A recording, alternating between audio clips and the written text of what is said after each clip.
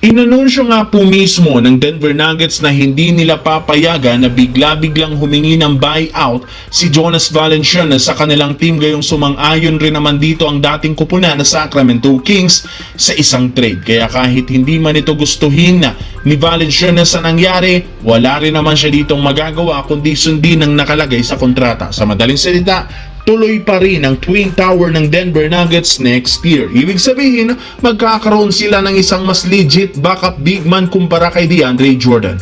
Though hindi ito ganun ka-athletic gumalaw, napakalakas pa rin naman ang katawan na siyang makakatulong sa rebounding at depensa. Hindi na rin naman mag-aalala ng gusto si Jokic na ma-out-rebound, ma-out-hustle at ma-outscored sila ng kalaban kapag nagpapahinga siya, dahil kaya rin naman ni Valanciunas mag-umiscore ng malalaking puntos kung mabibigyan ng sapat na minuto. Kaya mukhang makakasabay ngayon ng bench ng Nuggets laban sa ibang mga teams na hindi kagaya last season masyado silang dumepende sa starting lineup. Samantala, kumpirmado na posible nga pong i-buyout ng Phoenix Suns ang kontrata ng kanilang star player na si Bradley Beal sa susunod na 24 hanggang 48 hours. At once na maging available ito, nasa 5 kupunan ang inaasahang makikipagagawan sa kanyang serbisyo, kagaya ng Milwaukee Bucks, Los Angeles Lakers, Los Angeles Clippers, Denver Nuggets at Miami Heat.